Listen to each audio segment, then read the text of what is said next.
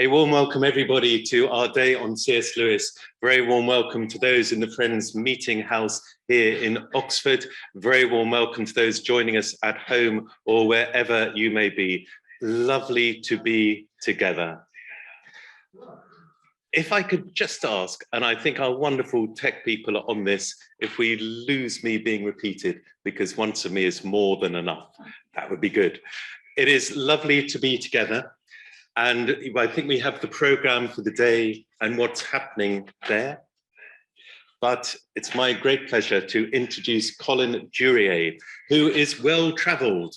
And if you want to know about Derbyshire, South Wales, Portsmouth, West Midlands, Turkey, Ulster, Leicester, Keswick, Wallingford, then you're in the right place. If you want to know about publishing, writing, editing, journalism, teaching, you're also in the right place. It's a great personal pleasure for me, because having read Prince Caspian when young than the rest of Narnia, I started to read more about Lewis, and Colin Duriez's name was one which often came up. And I really appreciated your learning and scholarship and teaching. Also a little bit of publishing for IVP, which was a great blessing to me in the 1980s.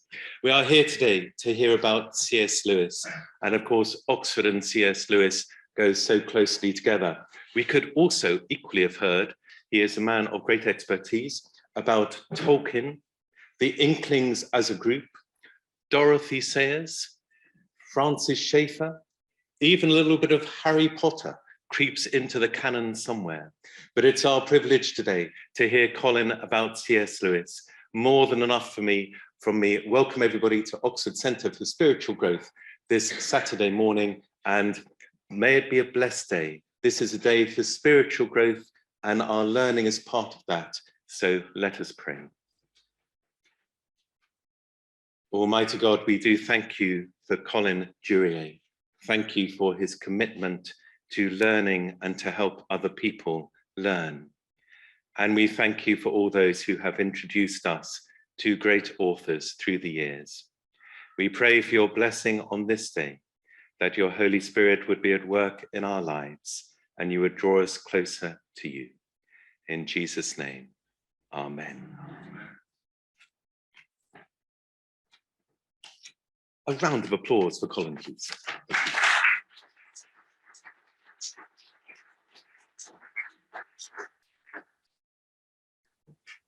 Well, thank you for having me here. I do like to talk about C.S. Lewis. And I thought my first talk would be C.S. Lewis for the ages, to give a kind of overview, because I can't cover every aspect of C.S. Lewis. He did a lot more things than I did, that's for sure. Thankfully, he did. In the years since his death, around 60 years ago, the popularity of C.S. Lewis's books have continued throughout the world. Sales have steadily risen, with The Lion, the Witch and the Wardrobe alone selling many copies, while film, TV and radio versions of Narnia stories added to his popularity. Why does he remain such a popular and much loved author? What are some of the factors which shaped him and turned him from a relatively obscure poet and literary scholar to a writer of contemporary fiction for adults as well as children, and popular explanation of what he called mere Christianity? So let's look at C.S. Lewis for the ages. The first collection of Shakespeare's plays was published a few years after his death, and in a poem prefacing the collection, Ben Jonson wrote of Shakespeare's, quote, "not of an age, but for all time," unquote. While I would never compare Lewis with Shakespeare, there is no reason why lesser writers cannot have some of the quality of work which transcends their age. I think Lewis has already transcended the matrix of his times in the last century, suggested by his pretty much global reception. I remember being stunned when I received through the post a beautiful Japanese edition of the guide that I'd written to Lewis's Narnia stories. I was familiar with some of Japan's troubled long past over its minority Christian communities. Now, thankfully, truly past. Lewis had clearly received such a warm welcome in Japan that even my mere guide to his Narnia books had a place in its bookshops and libraries. I put a copy of it on that book table, so it might attract you to the table to look at it, which would be good. Shakespeare, the academic devil, and Aslan, the talking lion, and divine creator of Narnia, are just a few of the inventions of Clive Staples Lewis, born 2 years before the opening of the 20th century and dying over nearly 60 years ago. From his teeming mind and imagination sprang stories and powerful rhetoric aimed at persuading people of spiritual truths which have dimmed in today's materialistic climate. For many years, an atheist, Jack Lewis, didn't become a Christian believer until around halfway through his life. Not only have his books steadily taken on a global popularity, but he was reluctantly one of the first major media evangelists, with high audiences for his wartime BBC radio broadcasts. And the media have not ignored him. There have been 2 film versions of Shadowlands, the story of his love and marriage to a New York poet and novelist, Joy Davidman Gresham, and also films of The Lion, the Witch and the Wardrobe, and other Narnia stories. Now, I'll give you a very brief life. If you want to read his whole life, I've written a biography of C.S. Lewis, and so have lots of other people. I was amused when I heard one person say, who'd read my book on Dorothy, biography of Dorothy Sayers, and she said, "Oh, there's some things in it which are similar to another biography of Dorothy L. Sayers that I'd read." She obviously hadn't worked out the fact that that both books were about a person. That's what a biography is. So there's bound to be some similarities. Anyway, just a brief comment about over Lewis's life. By the way, C.S. Lewis did not like his first names, Clive Staples. That's why he chose to be known to his friends and family as Jack. The Jack of 2 trades was equally a scholar and a storyteller. The story of his early life, his conversion from atheism to Christianity, and his awareness of joy and longing for fulfillment outside of his own self is told in his autobiography, Surprised by Joy, and his allegorical story, one of my favorite of his books, The Pilgrim's Regress. C.S. Lewis was born in 1898 in the north of Ireland, in Belfast before partition between the north of Ireland and the Republic of Ireland, and spent a happy childhood with his older brother, Warren, his enormously talented mother, Flora, his solicitor father, Albert, and his beloved nurse, Liz Endicott, and various maids. He loved the countryside of County Down, which, along with other parts of Northern Ireland in later years, helped with extent to inspire the geography of Narnia. His life changed dramatically when cancer claimed his mother in 1908. Their father never got over the loss, and relations between father and sons becoming more and more strained as time went on for a long time. But it's very understandable about how his father was. Only weeks after Flora's death, his mother, Jack Lewis was sent off to England to a small school, later dubbed by him Belson. This title seems no great exaggeration. The brutal head teacher was several years later certified insane. In 1910, Jack was moved first to Campbell College, Belfast, and next year to Sherbrooke House in Malvern, and later to Malvern College, Worcestershire. His brother Warren wrote in his important memoir in letters to C.S. Lewis as editor, quote, "The fact is that he should never have been sent to public school at all. Already at 14, his intelligence was such that he would have fitted in better amongst undergraduates than schoolboys. And by his temperament, he was bound to be a misfit, a heretic, an object of suspicion within the collective-minded and standardizing public school system. Characteristically, Jack wrote his first article for a school magazine with the title, "Are Athletes Better Than Scholars?" Jack Lewis was never happy until he was finally sent to a private tutor in the village of Bookham called W.T. Kirkpatrick, an Ulsterman who taught him to think rigorously and tutored him for entrance to Oxford University. His private tutorage under William Kirkpatrick was one of the happiest periods of his life. Not only did he rapidly mature and grow under the stringent rationality of his teacher, but he discovered the beauty of the English countryside, and also, importantly, fantasy writers such as William Morris.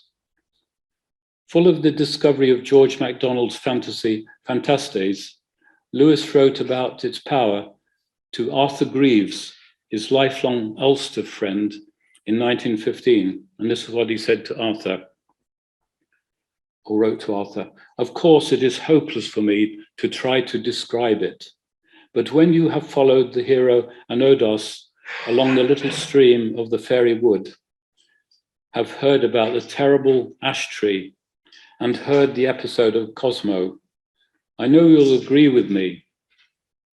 In Surprised by Joy, Lewis described the effects of that author as baptizing his imagination, a lovely phrase that Lewis used. His Oxford studies were interrupted by action in World War I.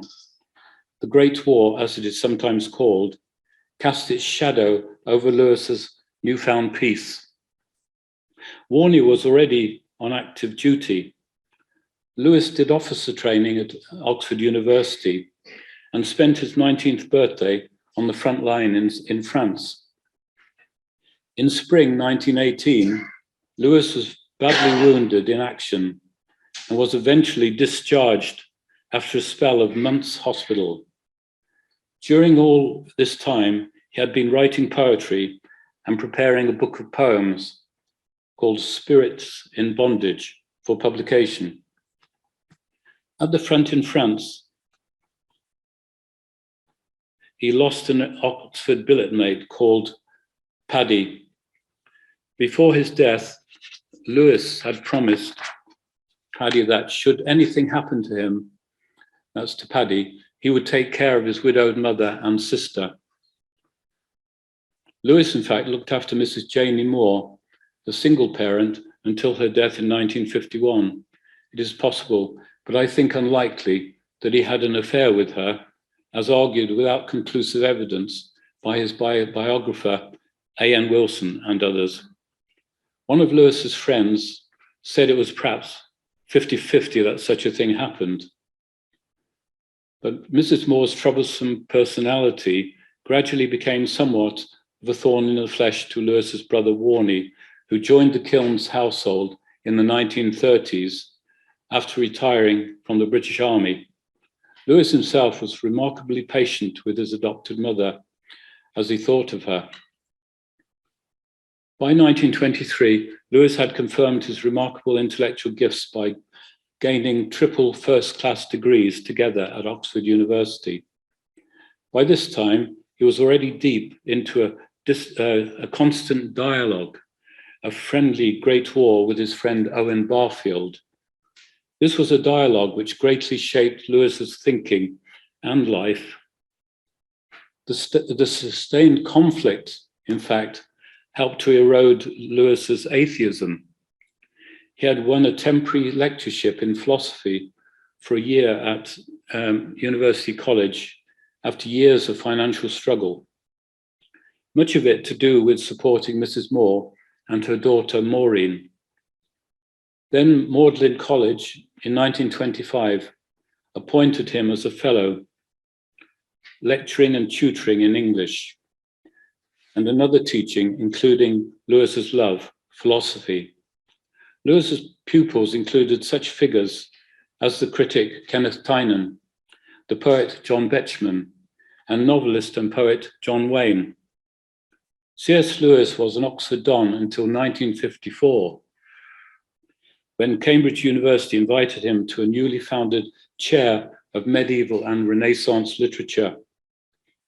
In his inaugural lecture at Cambridge, Lewis described himself as an old Western man, not referring to prairies of America. Very often I've given talks to Americans, and a dinosaur retiring to his resistance to modernism. Lewis was proud to call himself a dinosaur. His friend Dorothy Alsayers referred in support in a letter to him that she was a fellow dinosaur.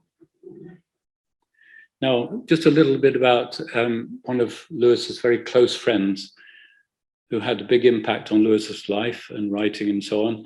And also Lewis had a big impact on this person whose name is everybody's talking around about at the moment, the name of Tolkien, J.R.R. Tolkien. I have to say that because Tolkien is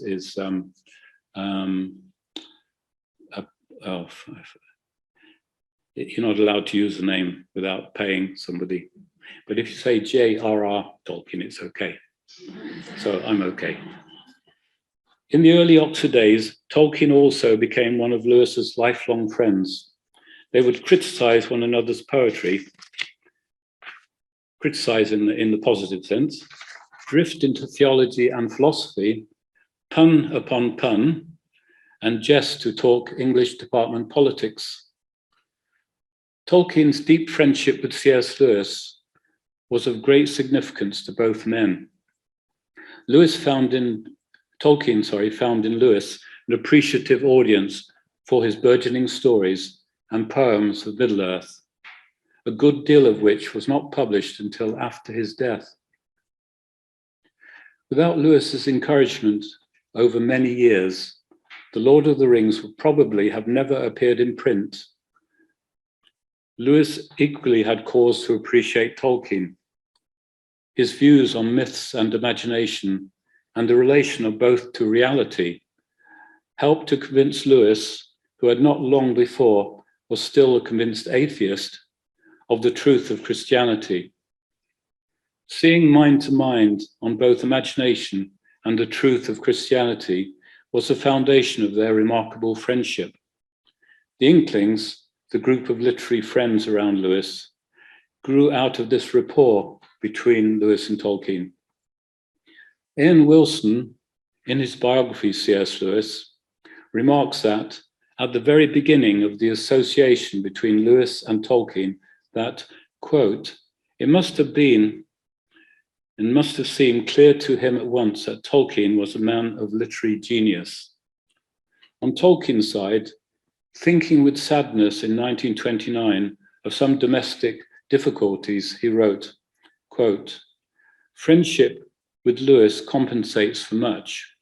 He doesn't tell us what that was. Because Tolkien, along with another of the Inklings, Hugo Dyson, helped to force Lewis to reconsider the claims of Christianity, he was at last cornered. That was Lewis was cornered. The movement of Lewis's thinking at this time is vividly captured in his book Miracles. Lewis later confessed, I never had the experience of looking for God. It was the other way round. He was the hunter, or so it seemed to me, and I was the deer. He stalked me like a redskin, took unerring aim and fired. And I'm very thankful that this is how the first conscious meeting occurred. It forearms one against subsequent fears that the whole thing was only wish fulfillment. Something one doesn't wish for can hardly be that. His encounter with God took on definite shape in coming to believe that Christ was the Son of God, as told in the first century Gospels. Another significant friendship was forged in 1936 when Lewis read Charles Williams' The Place of the Lion, while Charles Williams was reading the proofs of Lewis's The Allegory of Love for Oxford University Press, where he worked. The two men exchanged letters and soon met up, with Charles Williams being introduced to the Inklings, the mainly Oxford circle of friends around Lewis. Williams was to have an enormous impact on Lewis's writing and thinking. Now something about Lewis's success. If success had been what Lewis was after, he had it all by his early 40s. His broadcast talks during the war, and the production in particular of the Screwtape Letters, had made him perhaps the highest profile Christian communicator of his time in Britain. His fame was soon going to spread to the USA. A reporter from Time magazine had been in Oxford in 1944, researching a feature on him, interviewing, along with other of his friends, Charles Williams. That story eventually appeared as a cover feature on the 8th of September 1947, taking as its angle the Screwtape Letters and entitled Don versus Devil. The journalist was unable to fathom the mystery of Lewis's domestic situation with Mrs. Moore, no doubt because of the silence of his friends. From that point, Lewis's popularity in the United States, which was already growing, took off and has been higher there than in his own country ever since. Though Lewis was not enamored by the Time feature, it is worth quoting because of the important focus and generosity. The Time magazine feature opens thus. The lecturer, a short, thick-set man with a ruddy face and a big voice, was coming to the end of his talk. Gathering up his notes and books, he tucked his horn-rimmed spectacles into the pocket of his tweed jacket and picked up his mortarboard. Still talking, the accompaniment of occasional appreciative laughs and squeals from the audience, he leaned over to return the watch he had borrowed from a student on the front row. He ended his final sentence. He stepped off the platform. The maneuver gained him a head start on the rush of students down the center aisle. Once in the street, he strode rapidly, his black gown billowing behind his grey flannel trousers, to the nearest pub for a pint. The Time magazine also commented, like another eloquent and witty popularizer of Christianity, the late C.K. Chesterton, he has a talent for putting old-fashioned truths into modern idiom. And that was said by Time magazine. Now I want to talk about a dedicated fan of C.S. Lewis, a very important one. One of Lewis's new fans in America crossed the Atlantic. It was usually by ocean liner in those days, to see him by hook or by crook. Her name was Joy Davidman Gresham, and they met in 1952. They had corresponded for some time. She was an accomplished poet and novelist, and had been converted from atheism and Marxism to Christianity, partly through reading Lewis's books. When she was free to remarry and was dying of cancer, Lewis married her at her bedside at a Christian ceremony in 1957 at Churchill Hospital, Oxford. Previously, they had had a register office wedding to provide her with British citizenship for her protection and that of her two sons.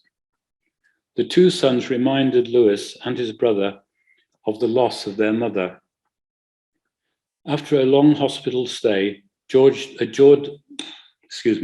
Davidman came to Lewis's home, the Kilns, on the fringe of Oxford. She had a remission at that home later that year, 1957, when she and Lewis regarded it as simply miraculous. She did, in fact, live until 1960 and was able to have a brief final holiday in Greece with Lewis. Happiness that had come to him so late in life and subsequent bitter bereavement is recorded in his book, A Grief Observed. Lewis never got over the loss, it appears, and this was combined with constant worry over his unassuming brother Warren, who suffered from alcoholism. A later book he sought to press, Letters to Malcolm, chiefly on prayer, affirmed Lewis's hope in heaven. Now, I want to mention Lewis's potent spell over the world. I did read Harry Potter and wrote about him. What then is the secret of the great spell that Lewis had cast around the globe? As well as the spirituality of The Chronicles of Narnia, attractive in our postmodern age, in a less successful science fiction story, That Hideous Strength, he elsewhere presents a powerful critique of what he saw as the modern form of magic, the domination of the machine. Unlike ideas from modernism, this social and mechanical domination for Lewis was more tenacious. Bureaucracy can be a form of mechanical mindset, and Lewis re-envisioned hell in this way in his The Screwtape Letters. The dominance of the machine, of course, is a powerful motive in the contemporary imagination. Now I want to look at Lewis's popularity around the world in four main factors. In the first place, Lewis is a great storyteller. The Chronicles of Narnia are powerfully accomplished stories, rooted in the central elements of the fairy story. Storytelling for Lewis is universal, and stories of myth, legend, and popular folktale contain archetypes or universal elements, like the motifs of the quest and the journey. His relatively unknown but accomplished novel, Till We Have Faces, retells an ancient myth of Cupid and Psyche in classical times to explore deep human themes of love and attraction and affection, the twisting of good things by evil, and the ending of self-deception. It has some affinities with William Golding's unfinished final novel, The Double Tongue, exploring dimensions beyond the material world and hints of as yet unknown God. Secondly, Lewis's stories are often given many dimensions by his extensive creation of another secondary world, such as Narnia or the planet Perelandra, what we call Venus. Though C.S. Lewis did not, however, produce anything as detailed and mentally inhabitable as Tolkien's Middle-earth. But he has given us Narnia. In terms of children's literature, the Chronicles of Narnia have now long established themselves as classics of popular culture, like The Wind in the Willows, The Hobbit, Winnie the Pooh, Alice in Wonderland, or more recently, the Harry Potter stories, and probably many more. Underpinning the Chronicles of Narnia is Lewis's friend Tolkien's carefully worked out idea of subcreation, the creation of a secondary world, in which the human maker imagines God's world after him. For Tolkien, the moral and spiritual world is as real as the physical world. Each is part of the creation, and a successful subcreation, like the world of Middle-earth, captures them all in an organic whole. The result is an image of reality that is making a claim to a certain kind of reliable knowledge. The idea of crafting a secondary world, a possible world, applies far beyond fantasy. Any story, even a novel set in the real world, if it is any good at all, creates a possible world. It is then a big metaphor. Metaphors, of course, speak of one thing by another. In the familiar proverb, love is blind. An example, blindness illuminates an aspect of love. If Tolkien is correct, the world created by the story is intentionally about something other than itself, shedding insights into the very nature of reality. Tolkien's idea helps Lewis to articulate his own notions about the nature of story and the kind of atmosphere or tone that a story can create. The vividness and depths of this sub-created world undoubtedly reinforces the appeal of Narnia and other stories. Lewis's richly invented worlds open up possibilities, hopes, and dreams. He helps to formulate in his readers a sense of disenchantment with our secular culture, or rather a hunger for re-enchantment. His emphasis is positive, not life-denying. People today have an uneasy sense that there are dimensions to life untapped by our material culture, and that most of us are missing these dimensions. In the third place, as I hinted already, Lewis intended some of his stories at least to sound a warning about the consequences of abandoning old Western or old European values. Even though using the mode of fantasy, he realistically portrays the processes of evil in ordinary life. The drama of salvation and damnation is worked out in seemingly unremarkable lives in the Screwtape Letters. In Lewis's science fiction story, That Hideous Strength, we encounter a demonic attempt to draw a young university lecturer, perhaps modeled on Lewis's younger self, into unspeakable evil by exploiting his personal faults and weaknesses. Lewis's fiction appears to belong with several other prophetic 20th century stories, including George Orwell's Animal Farm and 1984, William Golding's The Lord of the Flies, and Tolkien's Lord of the Rings, in reshaping contemporary fiction to come to terms with the horror of palpable evil, revealed, for example, in modern global warfare and ideological control. Like his friend Tolkien, Lewis saw the New West as dominated by the machine, and the machine as the modern form of magic. Lewis saw a machine attitude or technology as evil or dark magic in modern guise. Like the magician, modern technocrats desire to oppress and possess nature, rather than to work with and shape her like artists treat their materials. In his philosophical book, The Abolition of Man, Lewis gives theoretical expression to themes and motives running through his and Tolkien's fiction, the misuse of magic, a theme also powerfully explored by J.K. Rowling in the Harry Potter stories. In the fourth place, also hinted at earlier, Lewis's popularity may lay in the fact that he presents an attractive spirituality that appeals to a broad readership, seeking new meaning and spiritual fulfillment in a greatly secularized world. Both Lewis's and Tolkien's spirituality was of great importance in their creations of other worlds, like Narnia and Middle-earth.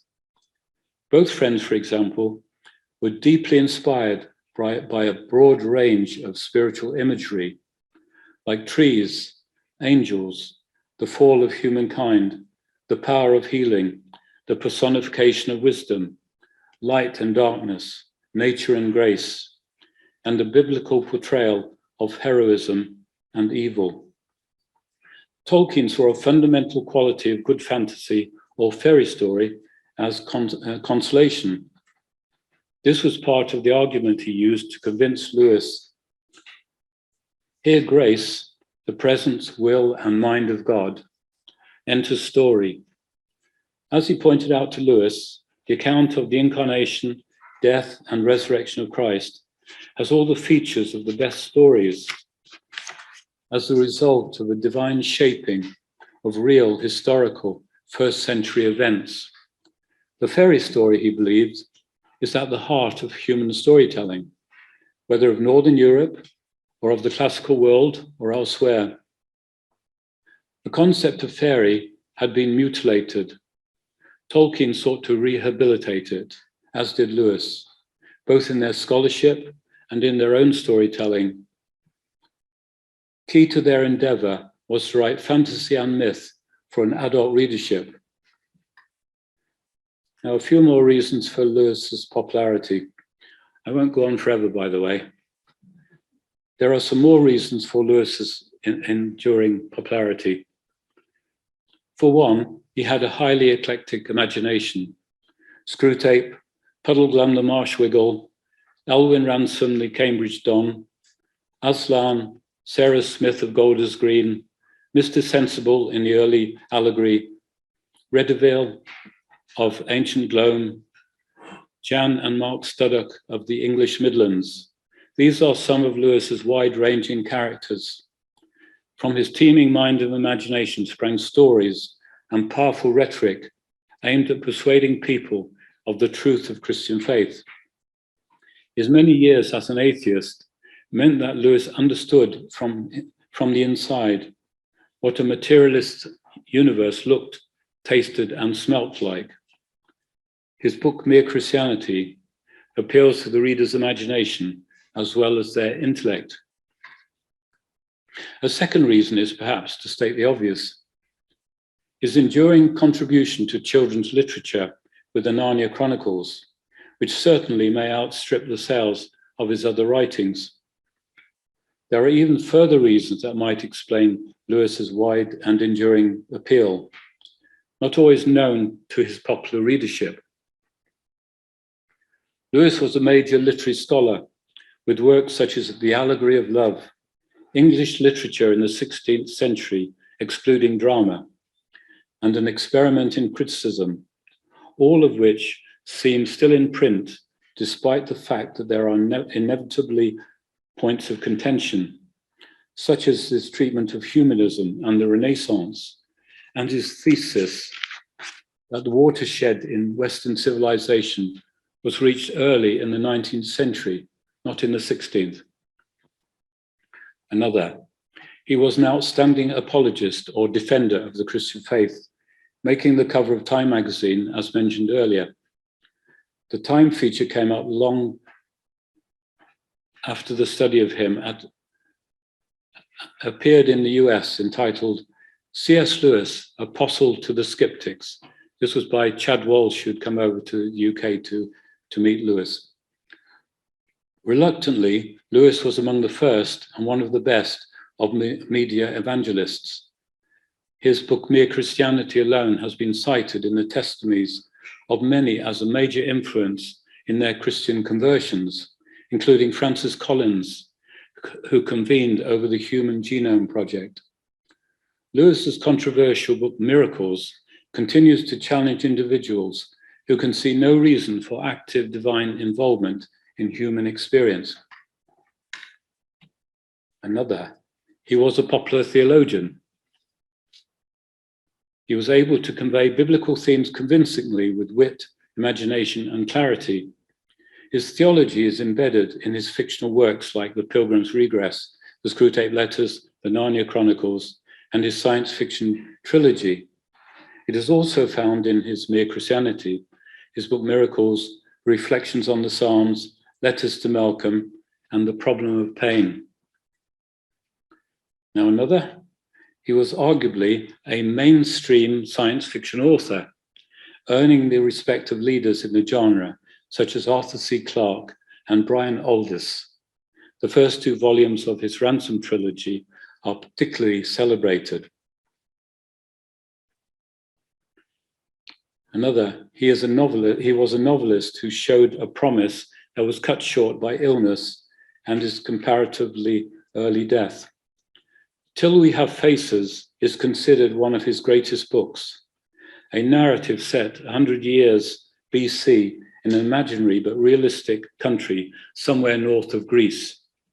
It has affinities with his friend Tolkien's work, was deeply influenced by his very different friend Charles Williams, and partly shaped by the collaboration of Joy Davidman, a novelist herself. Also, as saying the obvious again, he was a thinker who early in his academic career was part of a discussion group with the young Oxford philosophers that also included, at that time, Gilbert Ryle. Lewis taught philosophy for a year at Oxford University before entering his teaching career as an English don at Magdalen College. The Problem of Pain, Miracles, and The Abolition of Man are obvious philosophical texts, despite the first two being aimed at the general reader, not the academic. Thank goodness. And another, get near the end now. He was a poet, though seemingly considered a minor one, whose work ranged from lyrics to long and currently rather unfashionable narrative poems, which are my favorites. His early ambition was to be a major poet. His first volume was published at the age of 21, but he increasingly found himself out of kilter with modern verse. He was disappointed by his failure to be neglected as Oxford Professor of Poetry in 1951.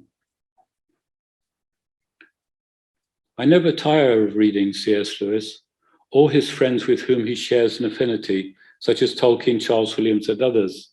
An important part of Lewis's makeup, which I've explored in my biography of him, is that Lewis valued friendship deeply and had a number of lifelong friends. I think friendship has a deep appeal in our contemporary culture. It was central in Lewis's books, such as the Narnia Tales and his science fiction stories. He devoted a chapter of his book, The Four Loves, in it. The Letters to Malcolm is an imagined correspondence with a lifeless friend. Thank you.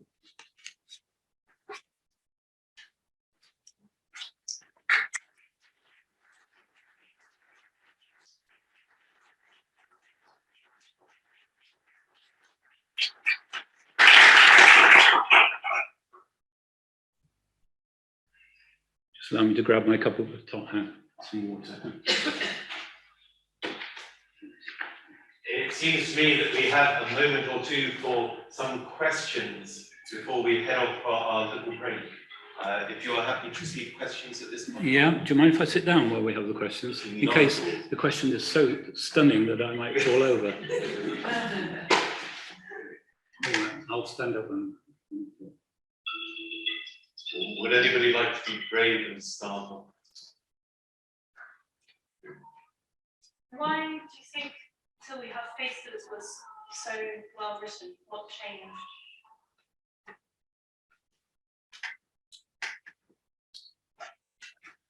That's a very good question. Of course, Lewis loved classical stories and so on, and myths. He even used a classical myth to help him how to feed the dog that refused food.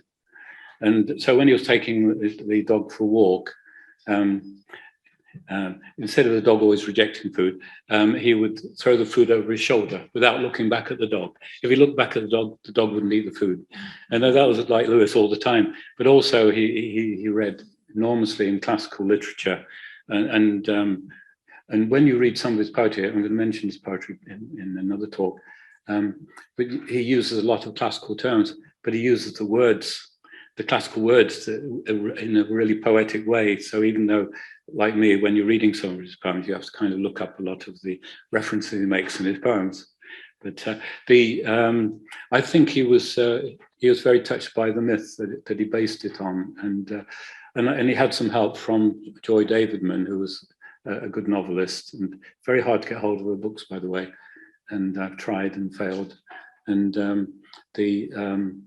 I think it gave him an incentive to do that, and he loved telling stories, and he didn't just want to do a certain type of story, but that was more like a realistic realism, a novel of realism, but set in imaginary places like north of Greece and so on. But the characters in it do fit in very much to the classical past. And so many people who've read the book consider it one of his best fiction. So that's why I've been hooked into it. Anyway, read it and see if you haven't read it. Have you read it? Yeah. Oh yeah, tell me what you think. I thought it was quite striking how well he wrote a female voice in it compared with, say, that he did Strength, where I think Compared to? that he did Strength, where I think yes. like a bit less well thought. Yeah, thank you. It's nice to hear somebody's opinion and helps me. Thank you. Any other questions at this point? Hand at the back. Has the David copyright expired? I think it has to be 70 years after the death of the author. And even then, if they've got an agency, the agency might stop you quoting somebody. I mean, I had that problem when I was, I better not say, actually, I had a problem recently with one of the books I was writing. Somebody died more than 70 years ago, which is the legal thing, but I was told I couldn't quote from her. So I know little about copyright law, but I'm very interested because these days of film publishing through the Revd and our assistant has progressed lots one. The whole of Europe, I was wondering why her agent might not want to republish some of her work. it might want. Obviously, you can't answer. But it's a logical thing. If people are trying to get hold of her work, and she was close to it. There's a question like how best to start. Yeah. Well, the agents want to make some money. Yeah, some agents think that the author who's going to be writing there might not be appropriate, and they may regard the author that they're the agent of, that the author's very special, almost worshipful or something. So I don't know all the thinking that goes on, but I think part of the problem is that I think the agents just hand over the query to a lawyer. And the lawyers might not really know a lot of things. I better not say that, there might be a lawyer here. But they do know a lot of things, but not always everything. Okay, let's say that. Because none of us know everything. So that's a safe way to say it. I don't get in trouble with lawyers. One more question at this time, and then a little bit of fresh air and coffee. Other questions?